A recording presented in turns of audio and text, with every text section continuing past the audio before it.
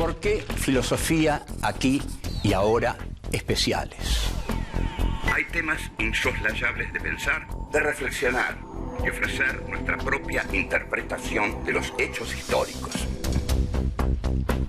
El Islam y los Estados Unidos, los dos dicen tener a Dios de su lado. La guerra del Paraguay es un genocidio silenciado. Había que liquidar al Paraguay. El Paraguay de Francisco Solano López. Vamos a hablar de literatura y política para pensar el compromiso del escritor. Los ejemplos de Sartre, Rodolfo Walsh, como el Eternauta de Oestergel que dice: desde ahora estamos solos, completamente solos. ¿Quiénes pensaron la Argentina de otra manera? John William Cook. El peronismo es el hecho maldito del país burgués. Raúl Scalabrini Ortiz Queda en el recuerdo de todos como uno de los principales representantes del pensamiento nacional y popular.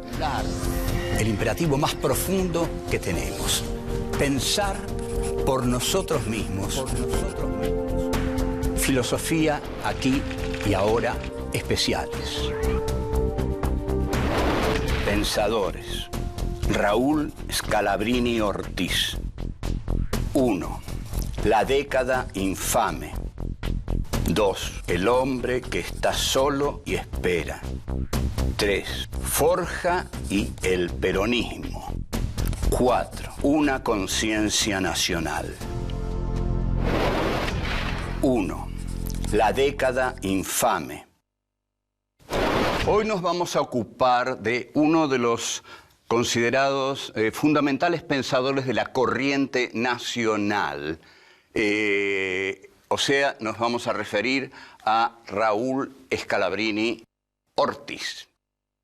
Raúl Scalabrini Ortiz nace en 1898, 2 años antes del inicio del nuevo siglo. Fue un prolífico escritor, más de ensayos que de ficción, aunque hizo una ficción casi imperecedera de la que vamos a hablar. Perteneció y fue fundador del grupo Forja, y en ese grupo coincidió con otros muy importantes pensadores de la época, activistas políticos, hombres ingeniosos, como Arturo Jauretche. ¿Cuál es el contexto de Forja? El contexto de Forja es el siguiente. Irigoyen murió, el radicalismo está en la proscripción, gobierna el general Justo, luego del golpe de 1930, con el cual Uriburu derroca a Hipólito Yrigoyen. Luego de derrocar a Hipólito Yrigoyen, Uriburu es desplazado por los viejos y antiguos sectores de la oligarquía argentina que ponen al general Justo. El general Justo era un general medio gordo que siempre sonreía. La década que va de 1930 a 1940 fue llamada por el ensayista José Luis Torres la década infame. Se ve que José Luis Torres no conoció otras que vendrían después. ¿Quién es Hipólito Yrigoyen?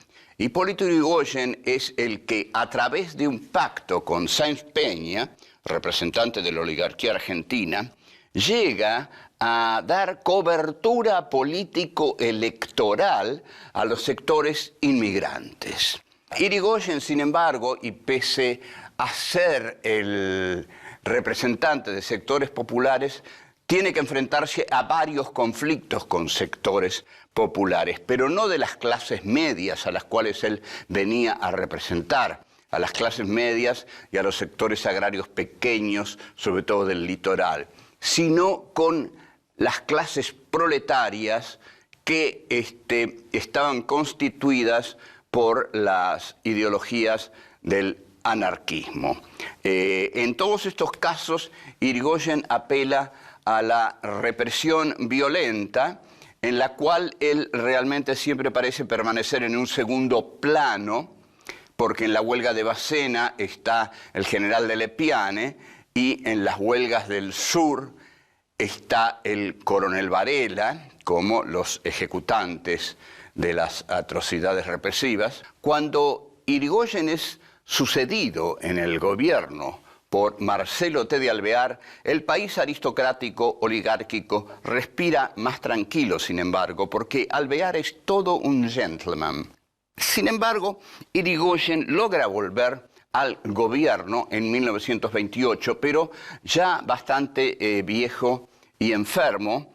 Es derrocado en 1930. ¿Quién asume? El general Agustín P. Justo, que asume, antes asume Uriburu, pero Uriburu dura muy poco, porque Uriburu era un fascista y la Argentina tiene relaciones fundamentales con Gran Bretaña, que no lo quiere a Uriburu. Entonces asume Agustín P. Justo. Bien, sobreviene aquí la crisis del 30, que echa por tierra todo el esquema de la generación del 80.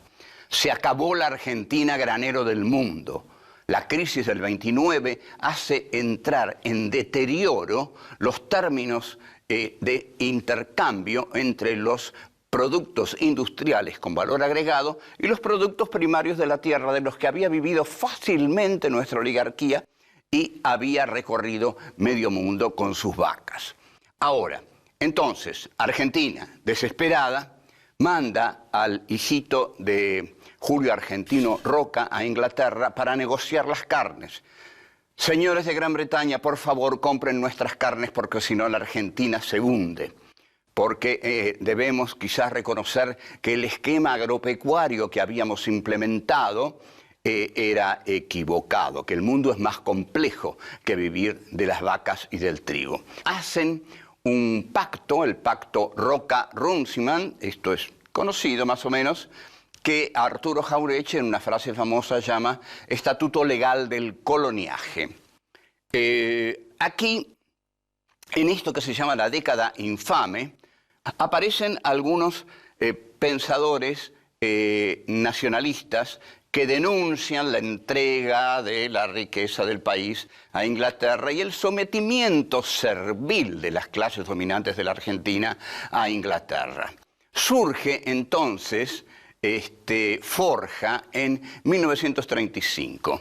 ¿Qué es Forja? Forja es la lucha en la década infame, así se la llama. Forja, en última instancia, conceptualmente, es la siempre renovada posibilidad de que un grupo pequeño luche en medio de la mayor adversidad, de la mayor entrega del país, de la mayor humillación del país. Hay un grupo pequeño que testimonia por su dignidad. Esto es lo que hacen los hombres de Forja. Entre los hombres de Forja se destaca Raúl Scalabrini Ortiz, que es de quien estamos hablando en este programa, y es a él a quien le está dedicado. Volvemos. 2. El hombre que está solo y espera. Raúl Scalabrini Ortiz es uno de los hombres que más se destaca dentro del grupo de Forja. En 1931, Scalabrini Ortiz escribe quizás su obra maestra o su obra, digamos, literaria más ambiciosa, porque sus otras obras no son literarias, son obras de investigación. Pero ahí, en 1931, publica El hombre que está solo y espera.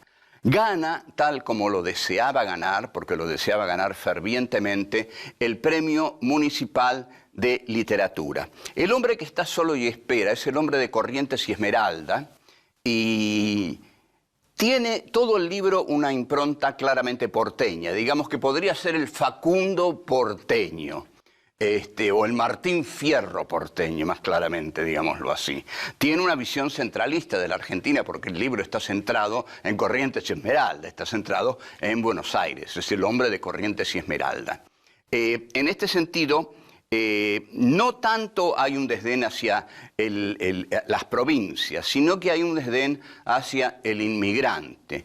Pero esto está retomado del Martín Fierro, ¿no? Que el Martín Fierro tiene un profundo desdén por el inmigrante. De todos modos, creo que Scalabrini Ortiz intenta hacer como una ontología del hombre porteño, y el título tiene muchas lecturas. ¿Qué es el hombre que está solo y espera? ¿Cómo podemos interpretar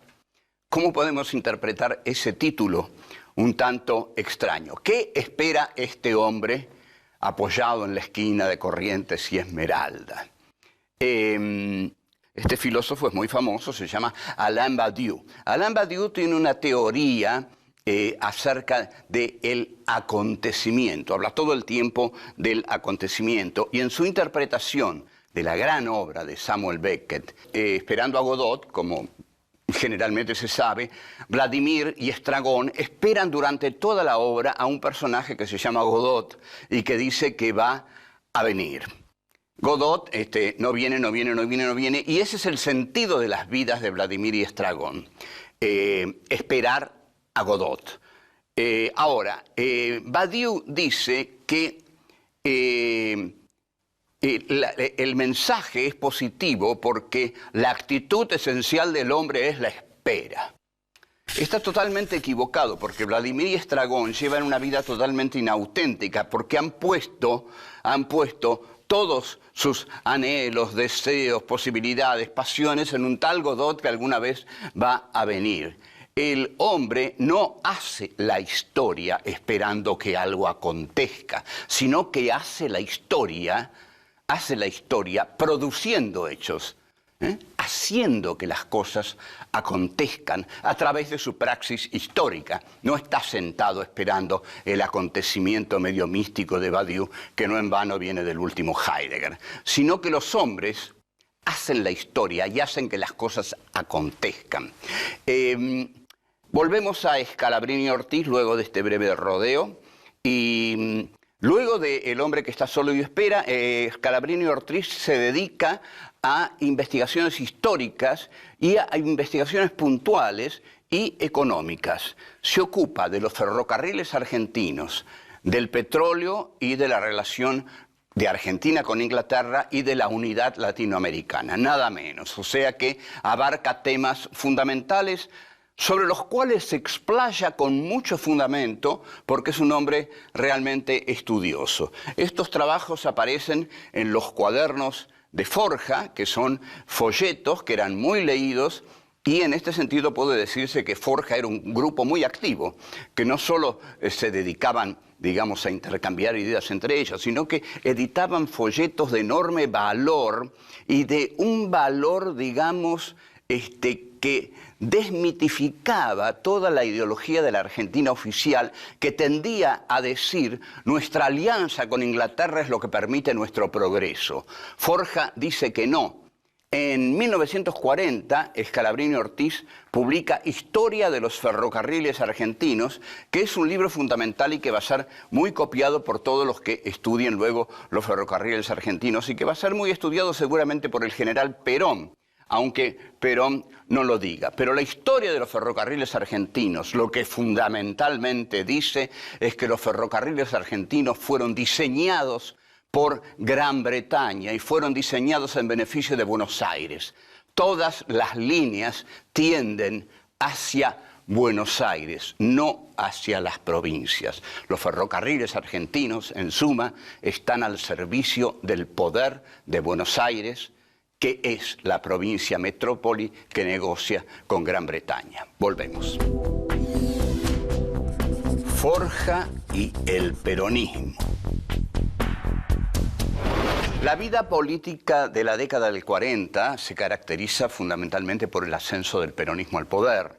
El coronel Perón surge con el Grupo de Oficiales Unidos, el GO, que es un grupo de oficiales nacionalistas. Perón es el que tiene una clara visión de que con los migrantes internos que han llegado a Buenos Aires él puede crear una fuerza política poderosa, y en efecto la crea.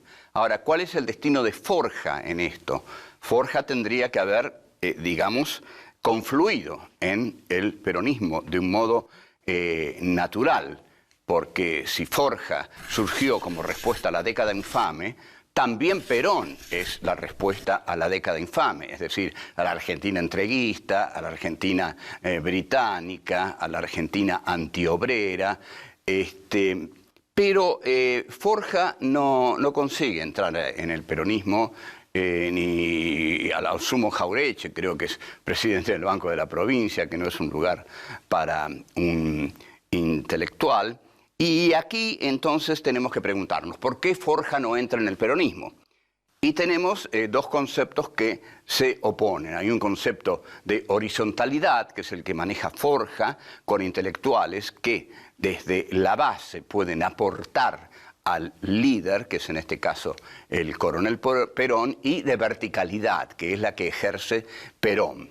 Perón ejerce, eso sí, acabadamente, completamente el concepto de la verticalidad. Cuando se maneja ideológicamente el concepto de la verticalidad, entonces la ideología la baja el líder a las masas y no la suben los intelectuales al líder. El líder no recibe ideología de nadie porque él se considera capaz de crearla, porque tiene un vínculo directo con las masas, mucho más directo que el de los intelectuales.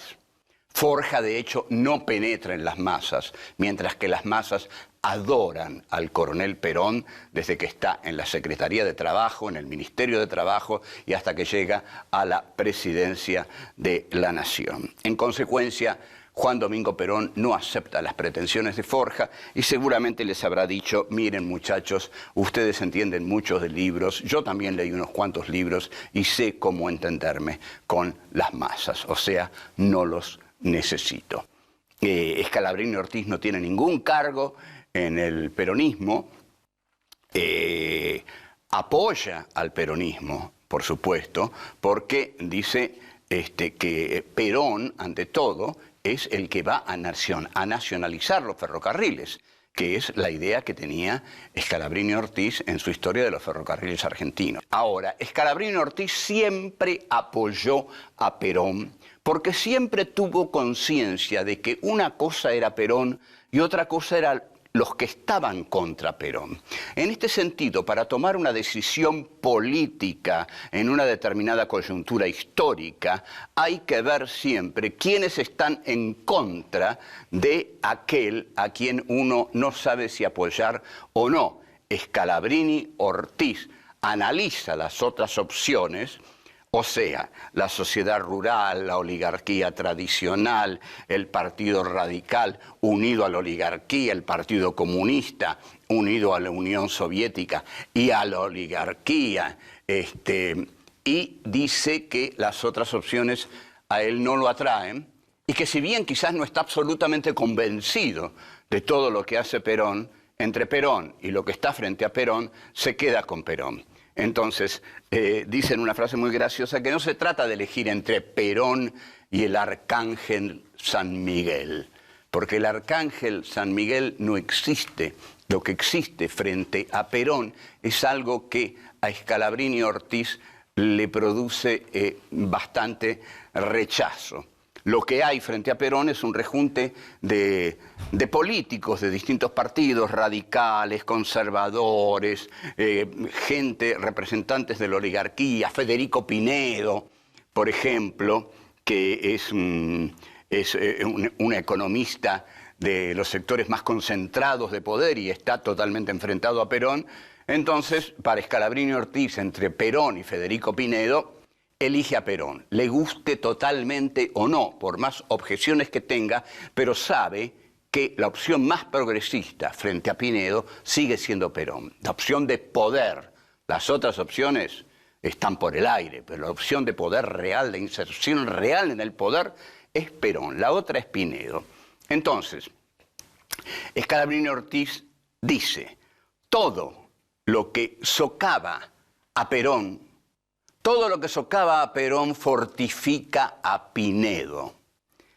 Cuando Pinedo simboliza un régimen político y económico de oprobio y un modo de pensar ajeno y opuesto al pensamiento del país. O sea que la clara distinción que hace Scalabrini Ortiz, que pensaba bien políticamente, era, si yo lo debilito a Perón, lo fortalezco a Pinedo. La cuestión delicada acá es cómo no debilitarlo a Perón y a la vez poder llegar a él con las críticas necesarias sobre aquellos errores que comete o sobre aquellas acciones que debería emprender. Ahora bien, esto es un muy delicado equilibrio porque los líderes raramente suelen aceptar este tipo de críticas. De todos modos, haga lo que haga Scalabrini, haga lo que haga Perón, la tragedia argentina se produce en 1955 con un golpe totalmente reaccionario, conservador, que une el destino de la Argentina al del Fondo Monetario Internacional y que es el golpe de la llamada Revolución Libertadora. Scalabrini y Ortiz, con gran lucidez que no tuvieron otros, que no tuvo David Viñas, que no tuvieron muchísimos, se opone a la Revolución Libertadora. Se da cuenta que entre ese presidente que huye del país derrotado y el grupo oligárquico militar que lo desplaza, él siempre habría optado por el nacional populismo peronista y no por la poderosa oligarquía eclesiástica y militar que viene a reemplazarlo y que es claramente nefasta. Volvemos. 4. Una conciencia nacional. Perón marcha al exilio y comienza un muy rico periodo para el peronismo, que es el de la resistencia peronista. Scalabrini Ortiz ve en Arturo Frondizi una posibilidad muy interesante como paramilitar junto a él y se integra dirigiéndola a la revista ¿Qué?, que fue una revista fundamental del desarrollismo frondifrigerista. Cuando decimos frondifrigerista queremos decir Frondizi-Frigerio. Pero dura poco Scalabrini Ortiz en la revista ¿Qué?, no tenía mucho de desarrollista y se pelea con Frondizi porque Frondizi se había presentado ante la sociedad, sobre todo durante el gobierno de Perón, como un gran defensor de la soberanía petrolera, porque Perón en el año 54 intenta hacer un contrato petrolero con la petrolera del Standard Oil, California, y ahí Frondizi saca un libro, Petróleo y Política, como gran defensor nacional de las fuentes de energía del petróleo. Pero durante su gobierno, como tantos hacen, Frondizi cambia de posición y firma contratos petroleros mucho más onerosos de los que había denunciado durante el gobierno de Perón. Esto para Scalabrini Ortiz es indignante, es inaceptable y en consecuencia renuncia a la revista ¿Qué? Y renuncia a apoyar a el presidente Arturo Frondizi, que había subido en un arreglo con Perón, con el pacto Perón-Frondizi. Entonces, ahí Scalabrini, desilusionado, sombrío, se aleja de la actividad política. Este alejamiento de la actividad política, que es el alejamiento de lo que fue siempre el centro de su vida, conjeturo que posiblemente lo haya llevado a algún tipo de depresión profunda. El caso es que muere en 1959. Muere como un hombre que transitó por la política, que nunca vio realizados plenamente sus sueños, sin embargo, queda en el recuerdo de todos como uno de los principales representantes del pensamiento nacional y popular, es decir, del pensamiento que une el desarrollo de la nación junto con el bienestar del pueblo. Y la conciencia nacional es la conciencia de que esas dos cosas deben marchar juntas, que no hay nación si no hay bienestar popular. Esa es la conciencia nacional. Al tener conciencia de este problema, se tiene una conciencia de la nación. Nación y pueblo marchan juntos. Ahora bien, Scalabrini ha escrito ahí, ha dejado como testamento, como su herencia, libros de investigación muy valiosos que se han seguido leyendo y se siguen leyendo todavía, como Política Británica en el Río de la Plata.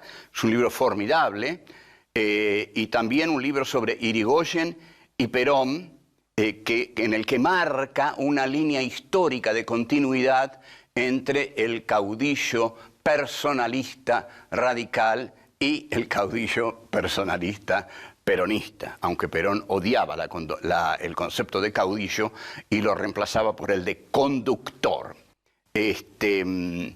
Scalabrini Ortiz es un hombre que se opuso siempre a la función interventora y violenta de las Fuerzas Armadas, como por ejemplo eso que se ve por ahí cuando uno va y pasa frente al Tiro Federal y ve un cartel que dice aquí se aprende a defender a la patria. No, ahí no se aprende a defender, no se aprende a defender a la patria haciendo blanco, digamos, tiro al blanco. Se aprende a defender a la patria teniendo una clara conciencia primero de lo que la patria es, después de dónde está la patria. La patria está en un continente que es el continente americano.